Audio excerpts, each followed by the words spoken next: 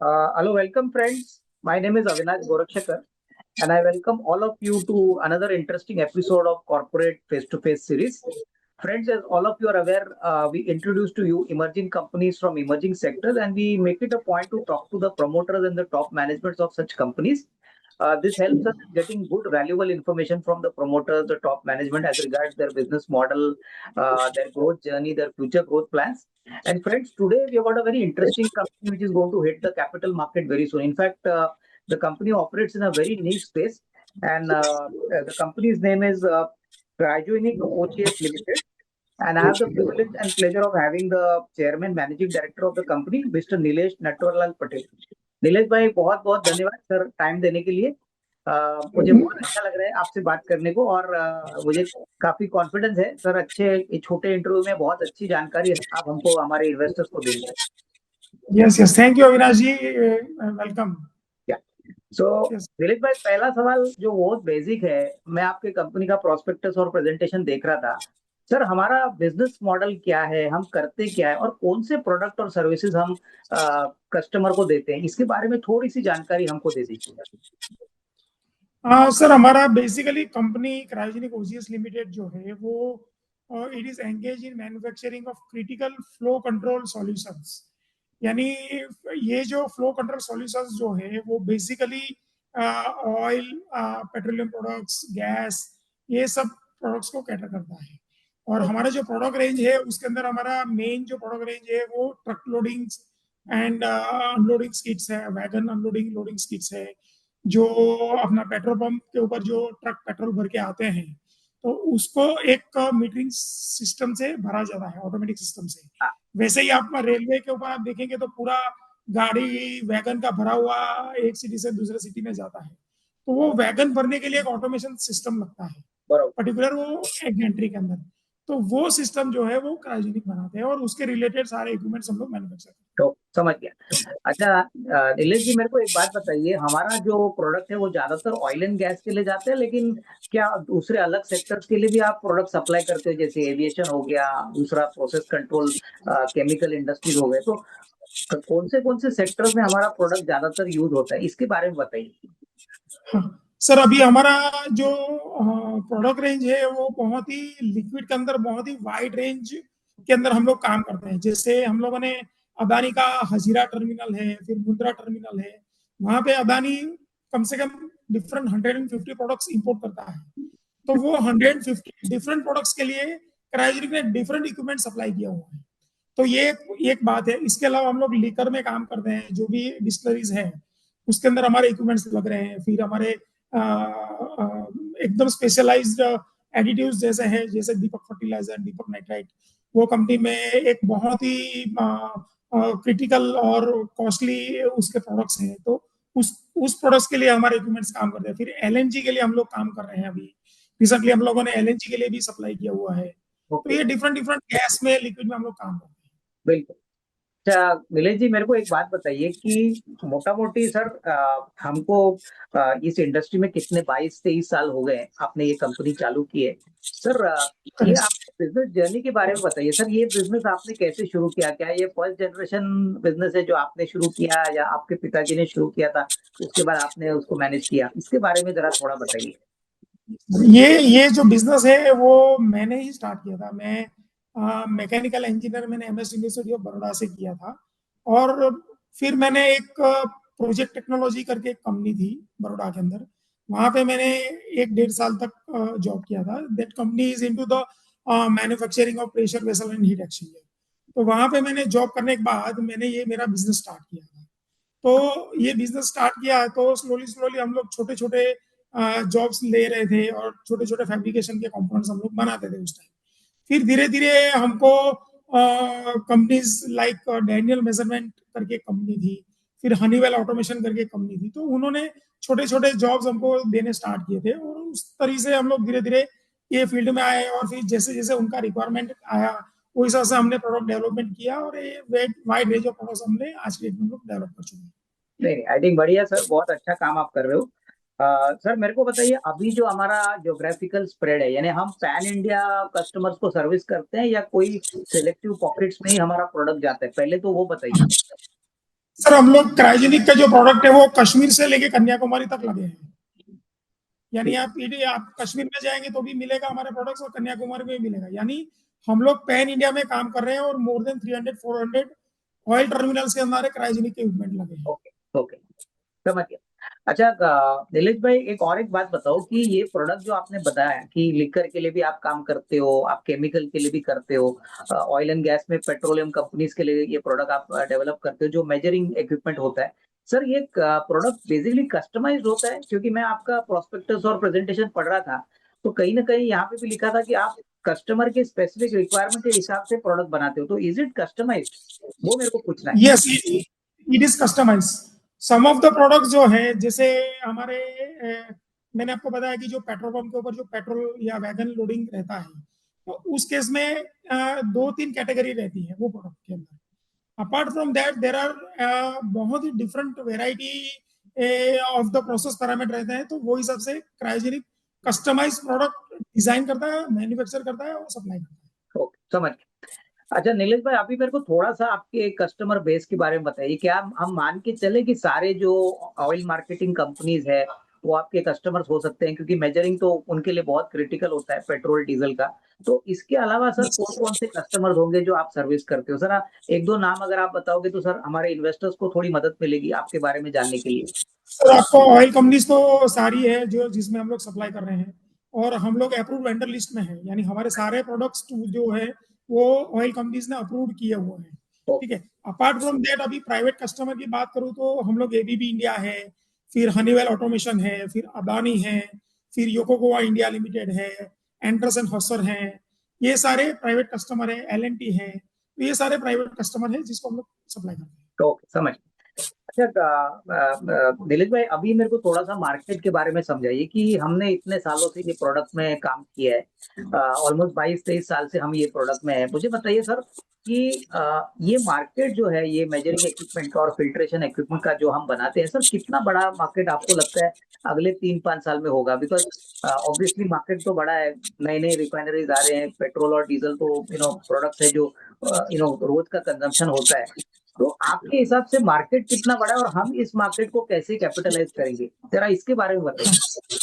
Sir अभी इसके बारे में मैं आपको सिंपल सा बताऊं तो अभी आज की डेट में इंडिया में जितने भी रिटेल आउटलेट्स यानी जहां पे पेट्रोल पंप के ऊपर पेट्रोल मिल रहा है इंडिया के अंदर, वो जो नंबर है वो अप्रोक्सीमेटली 50,000 है आज की डेट में। हाँ। ठीक है। बाई 2030 तो ये जो नंबर्स है वो करीबन करीबन 91,000 के करीबन ये रिटेल आउटलेट्स का प्लानिंग है। तो अभी समझिए कि आज की डेट में 50,000 है, या अप टू 2025, और नेक्स्ट 2030 तक ये अराउंड, मैंने जो आपको नंबर्स बताया कि 91,000 के करीबन जाने वाले हैं। तो जैसे ये ऐड होने वाला है, तो इट मीन्स कि ये जो पेट्रोलियम प्रोडक्ट्स की रिक्वायरमेंट है वो ये प्रोडक्ट बेसिस में बढ़ने वाली है, और जहां पे ये रिटेल आउटलेट्स बनने वाले हैं वहां पे हर एक जगह पे क्रायोजेनिक के प्रोडक्ट लगने वाले हाँ, बरोबर, एग्जैक्टली। नहीं, समझ गया। आई थिंक आपने बहुत अच्छी तरह से समझाया नीलेश भाई।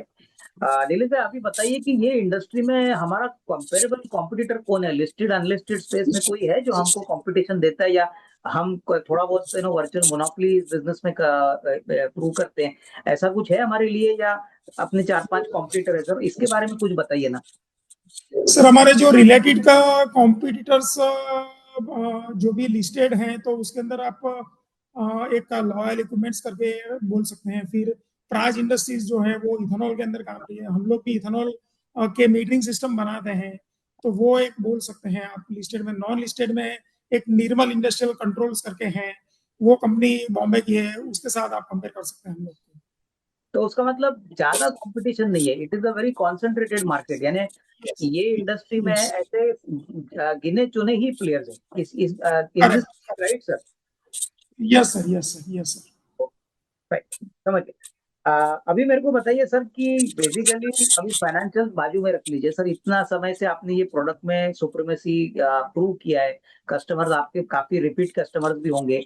मुझे बताइए सर, पहला तो आप कस्टमर्स को क्या वैल्यू ऐड देते हैं जब वो अपने पास आता है और अपना प्रोडक्ट रेगुलरली लेता है? तो उसके उसको वैल्यू ऐड कैसे देते हैं? यानी हमारा प्रोडक्ट दूसरों से बेहतर है, या मान के चलिए हमारा quality of product is very good, servicing भी हमारा प्रोडक्ट का अच्छा है, तो 2-3 चीजें सर हमको बताइए जो ये प्रूव करते हैं कि आप अपने इंडस्ट्री में दूसरों से बेहतर काम करते हो। सर थोड़ा 2-3 पॉइंट्स अगर आप बताएं।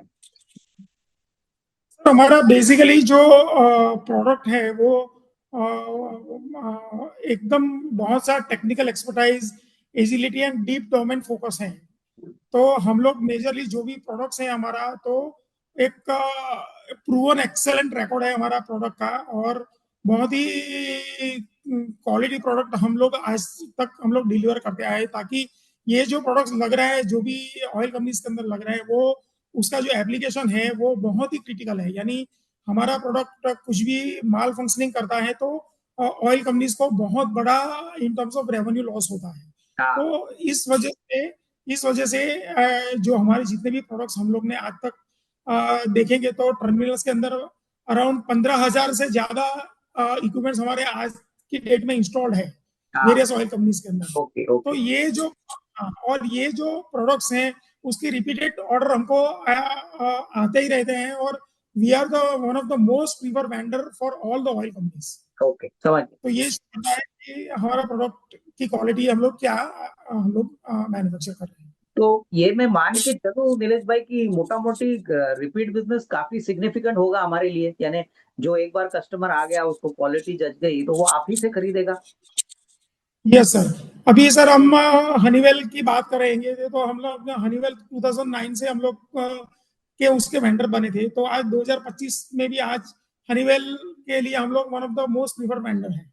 ओके तो समझ इस तरह से हम लोग एबीबी से 15 साल से काम कर रहे हैं, एलएनटी से काम कर रहे हैं। गए। तो रिपीटेड बिजनेस बहुत ही है सर। ओके। नहीं ठीक है, बढ़िया सर, बहुत अच्छा काम कर रहे हो आप। नीलेश भाई मुझे अभी थोड़ा सा FY24 का नंबर जो आया है उसके बारे में पूछ रहा हूँ। करीबन 25 करोड़ है profit, if I am not wrong, please correct me sir, करीबन 5.5-6 करोड़ है। 25 के लिए सर क्या नंबर आया है, यानी अगर जो भी आप शेयर कर पाओगे, क्योंकि अभी तो कंपनी पब्लिक इशू कर रही है, तो what ever you can share, अगर आप 25 का बताओ, क्योंकि मार्च तो ऑलरेडी खत्म हो चुका है सर। और हाँ सर, आगे। हमारे हाँ बोलिए सर। 25 के नंबर जो है अराउंड हम लोग ने 33 करोड़ पे क्लोज किया हुआ है सेल्स, और net profit will be around 6.1 crore के आजू बाजू हमारा नेट प्रॉफिट है। ओके। और पिछले साल सर कितना प्रॉफिट था, जस्ट फॉर आवर क्लेरिफिकेशन। पिछले साल हमारा जो रेवेन्यू था 25 करोड़ था, और प्रॉफिट विल बी अराउंड तो ठीक है। 5.3 करोड़। और दिलीश भाई ये धंधा ऑर्डर बुक ड्रिवन है या आपको वो रेगुलरली आपके एग्जिस्टिंग जो कस्टमर है वो ऑर्डर देते रहते हैं, जैसे आपने बोला काफी रिपीट बिजनेस आता है, तो सर धंधा कैसे, आप प्रोडक्शन प्लानिंग कैसे करते हो, whether it is order book driven और वेदर आपको हर 2 महीने के बाद नए नए ऑर्डर्स मिलते हैं तो आप प्रोडक्शन प्लान करते हो, सर इसके बारे में बताइए। सर हम लोग को जैसे ही नए नए ऑर्डर्स हम लोग ये सारे जॉब्स जो है वो हम कस्टमर को बीट करते हैं, और जैसे कस्टमर को ऑर्डर मिल जाता है, जैसे आईओसीएल ने एबीबी को ऑर्डर दे दिया तो एबीबी हमको ऑर्डर प्लेस करता है। जैसे ही ऑर्डर प्लेस करता है तो हमारा रॉ मटेरियल का प्रोक्योरमेंट स्टार्ट होता है, और वो हिसाब से हम लोग एग्जीक्यूट करते हैं। अच्छा नीलेश भाई और एक बात मेरे को पूछनी थी, अपना रॉ मटेरियल क्या 100% इंडिजिनस है या उसमें कुछ इम्पोर्ट कंटेंट भी है। आप ऐसा मान सकते हैं कि अराउंड 95 to 98% इंडियन ओरिजिन है। ओके 2 to 3% हमारा इंपोर्ट करते हैं हम लोग। Okay, so basically raw material का सप्लाई प्रॉपर है अपने पास वेंडर है जो यस। आपको रॉ मटेरियल टाइम पे देता है। अच्छा। अच्छा नीलेश भाई अभी सबसे इम्पोर्टेंट सवाल आज का इंटरव्यू था कि हम लोग कंपनी को पब्लिक इशू कर रहे हैं, तो सर थोड़ी बात अपना आईपीओ के बारे में बताइए, कितना पैसा हम बाजार से उठाएंगे और किस चीज के लिए हम ये पैसा यूज करने वाले हैं, इसके बारे में बताइए। सर अभी हम लोग जो आईपीओ के जो फंड्स हैं वो हम लोग बेसिकली जो अभी नया जो बिजनेस मॉडल की तरफ हम लोग एक्सप्लोर करने वाले हैं, वो अब तक हम लोग इंडिया में ही डोमेस्टिकली काम करते थे, तो अब ग्लोबल मार्केट हम लोग एक्सप्लोर करने जा रहे हैं। उसके अलावा जो भी प्रोडक्ट्स हैं हमारे, उसमें बहुत सारा कंपोनेंट कस्टमर हमको पहले एज अ फ्री इशू दे रहा था, जो अभी इंडिजिनियसली हम लोग वो पूरा एज अ टंकी सॉल्यूशन हम कस्टमर को प्रोवाइड करने वाले हैं। ओके तो ये सारे पॉइंट्स के लिए हम लोग फंड यूटिलाइज करने वाले हैं। ओके। तो उसका मतलब नीलेश भाई मेरे को please correct me if I am wrong, उसका मतलब पहले जो आप आउटसोर्स करते थे पार्ट्स वो आप खुद बना के वेंडर को दोगे, दैट इज द स्ट्रेटेजी, और ऑब्वियसली वर्किंग कैपिटल के लिए दोनों चीजों के लिए ये पैसा काम में आएगा। हाँ, पहले पहले जो था हमारा मॉडल, तो वो उसमें क्या, कस्टमर, जैसे हम लोग एक मीटरिंग सिस्टम, मैंने जो बताया आपको कि उसके अंदर अराउंड 100 रुपए का मीटरिंग की होता है, तो उसके अंदर 70-80 रुपए का मटेरियल हमको कस्टमर दे रहा था और 20-30 रुपए का क्रायोजेनिक का मटेरियल था, तो 100 रुपए में एक पूरा यूनिट बनता था। अभी हम लोग जो ऑफर करने जा रहे हैं वो कस्टमर को पूरा 100 रुपीज का एज अ प्रोडक्ट हम लोग ऑफर करने जा रहे हैं। ओके, तो इसीलिए हमको ये वर्किंग कैपिटल का पैसा हमको, वो उसका जो मतलब भी आईपीओ का फंड है। तो उसका मतलब नीलेश भाई, एक बात क्लियर है कि ये एक बार 100 रुपए का आइटम आप कस्टमर को सप्लाई करोगे तो आपको मार्जिन में तो और भी फायदा होना चाहिए ना। Yes sir, yes sir. अभी इस ये जो हम लोग ये मॉडल में जो हम लोग अभी एक्सपोर्ट करने जाने वाले हैं, तो उसके अंदर हमारा मार्जिन भी इम्प्रूव होने वाले हैं। फिर हमारा डिलीवरी जो है वो भी टाइमली होने वाला है, और प्रोडक्ट के अंदर जो भी क्वालिटी वगैरह है वो हम लोग ज्यादा स्ट्रेंथनिंग कर पाएंगे। Okay, okay. और नीलेश भाई, ये जो अभी हम सोच रहे हैं पब्लिक इशू का पैसा लेके ये काम करने के लिए, इसका बेसिकली फैक्ट्री तो एग्जिस्टिंग फैक्ट्री को ही हम लोग यूज करेंगे ना, यहाँ से ही प्रोडक्शन यस होगा आप बता रहे हो। यस सर, ये एग्जिस्टिंग फैक्ट्री से हम लोग करने वाले हैं सर। तो, और मोटा मोटी अभी जो हमारी फैक्ट्री है इसमें आपने बोला कि बेसिकली वर्किंग कैपिटल लगेगा आपको ये सब करने के लिए, तो कैपेसिटी वाइज हम यही फैक्ट्री को यूटिलाइज करके 1-2 साल रेवेन्यू निकाल सकते हैं, यानी मैं वही बोल रहा था कि यही एसेट को अच्छी तरह से यूज करके हम आगे रेवेन्यू निकाल सकते हैं। इस साल तो आपका 33 करोड़ का टॉप लाइन है, बट मान के चलिए 1-2 साल आपको कोई बड़ा कैपेक्स या कोई बड़ा एक्सपांशन लगेगा। सर अभी जो हमारा कैपेसिटी जो है मैन्युफैक्चरिंग का, वो अराउंड 91,000 स्क्वायर फीट के अंदर हमारा फैक्ट्री है अभी। तो ये जो फैक्ट्री है वो अगले 3 साल तक हमें एज ए इंफ्रास्ट्रक्चर हमको कोई भी कैपेक्स की जरूरत नहीं होने वाली है ओके, सर। तो, उस तरह से हम लोगों ने ये बिल्डिंग और फैक्ट्री का सेटअप बनाया हुआ है। तो उसका तो मतलब यही आपको सेटअप हाँ, तो उसका मतलब कोई इंक्रीमेंटल कैपेक्स आपको लगने वाला नहीं है, आपकी एग्जिस्टिंग नहीं लगने फैक्ट्री। वाला ओके, है। Yes sir. ओके। अच्छा, नीलेश भाई अभी मेरे को बताइए सर, हमारे धंधे में वर्किंग कैपिटल साइकिल कितना है, यानी आप कंपनी का ऑर्डर लेते हो, प्रोडक्शन करते हो, फिर आप कस्टमर को यानी आपके B2B कस्टमर को देते हो, फिर आपको पैसा मिलता है। Sir normally working capital cycle हमारे धंधे में कितना लंबा होता है? तो ये एग्जैक्ट नंबर्स में मुझे चेक करना पड़ेगा, बट मोस्टली हमारे जो कस्टमर जो है उनका, हमारा जो पेमेंट का टर्म्स है वो अराउंड 30 to 45 डेज का हमारा पेमेंट का टर्म्स है। ओके, और जो हमारे वेंडर से हम लोग जो मटेरियल खरीदते हैं वो मोस्टली एडवांस टर्म्स है, या अराउंड 15 to 20 डेज का हमारा पेमेंट टर्म्स है। ओके। नहीं और नहीं, अराउंड 2 से 3 महीने, हाँ, और अराउंड 2 से 3 महीना हमारा मैन्युफैक्चरिंग का साइकिल है। तो नहीं, बट एक जो अच्छी बात मैंने आपकी बैलेंस शीट में देखी नीलेश भाई, आपके पास कोई भी long term short term debt बिल्कुल बैलेंस शीट पे नहीं है, तो ये बहुत अच्छी बात है। सर मेरे को बताइए, जो भी वर्किंग कैपिटल अभी तक आप फंड करते थे, ये पूरा अपना वर्किंग कैपिटल अपना इंटरनल एक्रूवल से ही होता होगा ना, बिकॉज आपके पास तो कोई यस। लॉन्ग टर्म डेट नहीं है, शॉर्ट टर्म डेट नहीं है, तो ये बहुत अच्छी बात है सर। हाउ ये धंधा आप कैसे मैनेज करते हो सर, क्योंकि ये धंधे में बहुत लोगों को पैसा बहुत टाइम के बाद मिलता है, और आपने तो इतने सालों को बिजनेस चला है सर, एक भी रुपया का डेट बैलेंस शीट पे नहीं है, तो इसका मेन रीजन क्या है, कैसे मैनेज किया आपने? सर बेसिकली हम लोग डे वन से हम लोग फाइनेंशियल डिसिप्लिन में बहुत ही हम लोग डीपली बिलीव करते हैं कि हमें हमारा क्रेडिटर्स का पैसा भी इन टाइम देना है और हमारा डेटर्स के पैसे भी हमको इन टाइम मिलना है। तो ओके, ये जो दो साइकिल है, ये जो है वो हम लोगों ने प्रॉपरली ब्रीच किया हुआ है, तो इस वजह से हम लोग हमारा पूरा बिजनेस हम लोग मेंटेन करते रहे हैं और करते रहेंगे फ्यूचर में। समझ गया।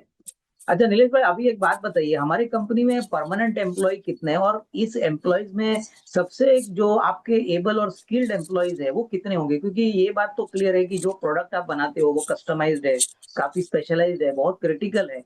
तो सर फाइनली आपका जो एम्प्लॉय बेस है और आपका जो एक कैपेबिलिटी है, वही सबसे बड़ा इस धंधे का गुरु मंत्र है। तो इसको आपने कैसे मैनेज किया है, यानी अच्छे लोग जो आपके पास है वो आपने कैसे रिटेन किए हैं, आगे का ग्रोथ प्लान क्या है, अगर आपको आगे आदमी लग गए तो आप कैसे सोर्सिंग करोगे?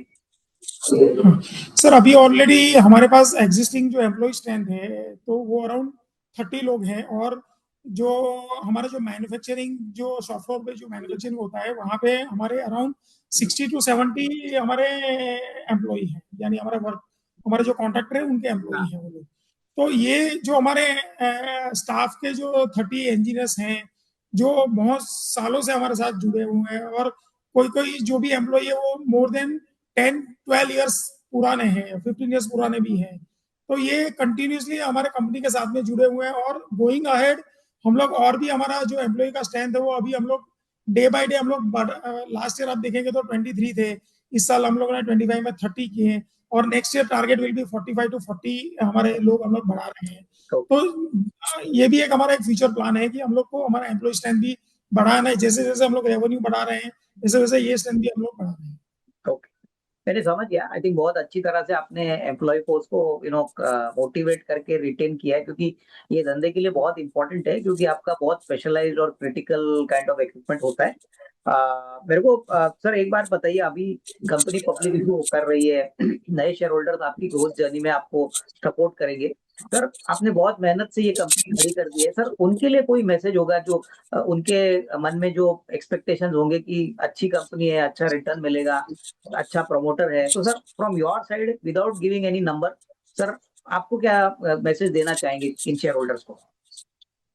सर मैं शेयर होल्डर्स को मैसेज ये देना चाहता हूँ कि जो ग्रोथ अभी हम लोग स्टार्ट करने जा रहे हैं विद दिस आईपीओ, तो मैं चाहता हूँ कि मेरे हर एक इन्वेस्टर शेयर होल्डर जो है वो मेरी ग्रोथ जर्नी में हमारे साथ जुड़े और हम हमारा जो भी हमारे साथ जुड़ रहे हैं हम लोग जॉइंटली एक अच्छा वैल्यू क्रिएशन गोइंग आड़े कमिंग ईयर्स में हम लोग सबको करने जा रहे हैं और उसमें हम लोग सबको जुड़ने के लिए हम लोग आशा रखते हैं। ये ठीक है। नीलेश भाई, और एक इम्पोर्टेंट सवाल जो है वो ये है कि देखिए, हमने इतने सालों से हमारे कस्टमर्स के साथ बहुत अच्छी क्रिटिकल क्वालिटी मेंटेन की है। मुझे बताइए सर, आपका FY25 तो ऑलरेडी हो गया, आपने बताया 33 करोड़ का टॉप लाइन है, कुछ 6 करोड़ का प्रॉफिट है। अभी ऑलरेडी FY26 में हम लोग अभी जुलाई में है। तो मुझे बताइए सर कि आपके हिसाब से अगले 1-2 साल में जो ग्रोथ हमने 25 में रिकॉर्ड किया है, हम क्या वो ग्रोथ को कंफर्टेबली मेंटेन कर पाएंगे या उससे भी करेंगे? मुझे नंबर मत चाहिए, लेकिन फिर भी आप सर हम लोग जो नंबर से ग्रो कर रहे हैं वो उससे अच्छे से हम लोग अगले 2 साल के अंदर ग्रो कर पाएंगे, तो top line as well as bottom. तो बेसिकली मेरे ख्याल से अभी तो आपको पब्लिक इशू का पैसा भी मिलेगा, तो उसका भी एक बेनिफिट आपको मिलेगा, और प्लस जो आप वैल्यू एडिशन करोगे, जो आपने बताया कि 100 रुपए की पूरी आइटम अगर आप कस्टमर को बेचोगे तो उसमें भी मार्जिन तो इम्प्रूव होने ही वाला है। Fine। नीलेश भाई, लास्ट सवाल जो आज का इंटरव्यू का है, सर ये धंधे में आपने बहुत बड़ा फेज देखा है, ऊपर नीचे तो होता धंधा हो गया होगा, क्योंकि कभी अच्छा साइकिल होता है, कभी खराब साइकिल होता है। मुझे बताइए सर, ये धंधे में सबसे बड़ा रिस्क क्या है? ये धंधे में कस्टमर को अगर पकड़ के रखना है, उसको अच्छा सर्विस देना है, बिजनेस ग्रो करना है, तो ऐसा कौन सा रिस्क है जो आप 100% हर वक्त मॉनिटर करते हो और कैसे करते हो, इसके बारे में बताइए। बेसिकली ये जो रिस्क बड़ा जो है वो बेसिकली गवर्नमेंट का capital expenditure in oil and gas sector है। तो ये एक जैसे ही ये डायरेक्टली हमारे बिजनेस के साथ में रिलेशन में है, तो ये रिस्क को हमको डाइवर्सिफाई करने के लिए हम लोग न्यू एनर्जी वर्टिकल्स में, जैसे हम लोग नया जो ग्रीन हाइड्रोजन है, फिर LNG है, फिर हम लोग विंड एनर्जी है, जैसे हम लोगों ने अभी लास्ट ईयर सुजलॉन एनर्जी है उसका भी हम लोग ऐसा वेंडर अप्रूवल लेके उसके साथ में भी बिजनेस स्टार्ट किया हुआ है। तो हम लोग ये गोइंग आयर ये डाइवर्सिफिकेशन भी हम लोग धीरे धीरे धीरे हम लोग सोच रहे हैं। तो या कि ये जो बिजनेस हम लोग कर रहे हैं उसको व्हाट्सएवर रीजन कहीं पे भी हमको ये धंधे के अंदर हमको कभी भी मुश्किल ही ना आए। मैंने आई थिंक बहुत अच्छी तरह से समझाया नीलेश भाई, और मेरी तरफ से सर आपको, आपकी पूरी मैनेजमेंट टीम को बेस्ट विशेष, और सर पब्लिक इशू के लिए बहुत बहुत धन्यवाद। Thank you very much. Thank you Avinash ji, thank you.